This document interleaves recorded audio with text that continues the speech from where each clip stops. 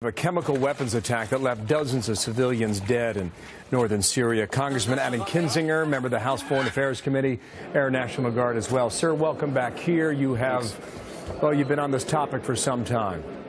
No easy answer. What do you do? So I think there's, in the short term, there's a short term and kind of a long term game, but let's look at the short term for now, which is we've never accepted the use of chemical weapons on the battlefield. We, being the world, has never accepted the use of chemical weapons since World War I. Even Adolf Hitler used them against his domestic population, but not on the battlefield.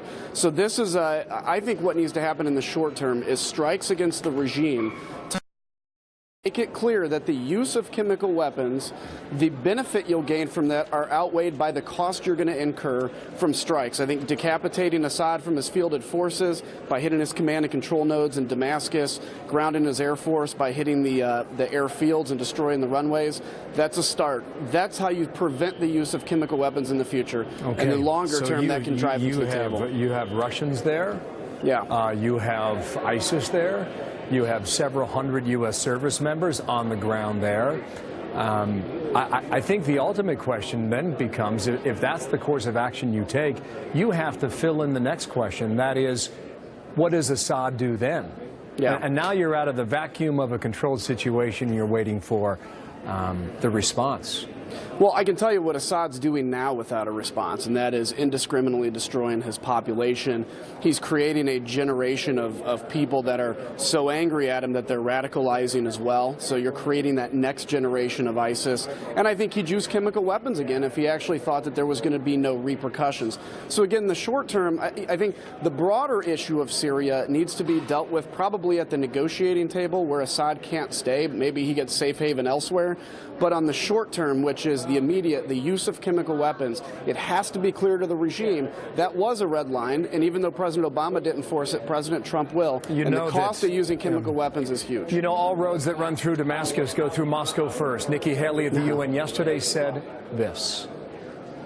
If Russia has the influence in Syria that it claims to have, we need to see them use it. We need to see them put an end to these horrific acts. How many more children have to die before Russia cares? Rex Tillerson will be in Moscow in about a week, meeting with Vladimir Putin. What can you get from Russia? I mean, look, Nikki Haley was extremely charismatic in delivering that. She made a very strong point. Moscow's response to this attack, and laughably it was actually repeated by another member of Congress on a different network, was that actually the regime struck an ammo depot that spread, this chemical weapons. Obviously it's untrue. That's what the Russians are saying. So if they're saying that, the idea that we can somehow become partners with Russia against Assad, I think is unrealistic. But she also said in that statement, the U.S. is prepared to act if the rest of you aren't. Well, last question. You're 6 years into this war. I hear you. Assad's a bad guy. A lot of people want him in The Hague, tried for war crimes tonight. Yeah. Absent that, why do this now in a war that's 6 years on, in a war that's really turned in your favor? Yeah, well, I think you have to do it now because he used chemical weapons again, beyond the chlorine gas he uses all the time. Why would Assad do that now?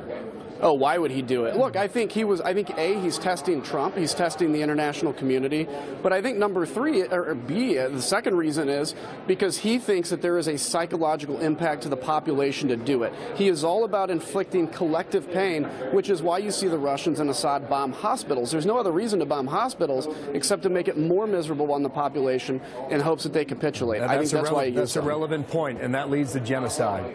It does. Kinzinger, thank you, the Republican from Illinois on the Hill. Thank you for your time, sir. More to come on this.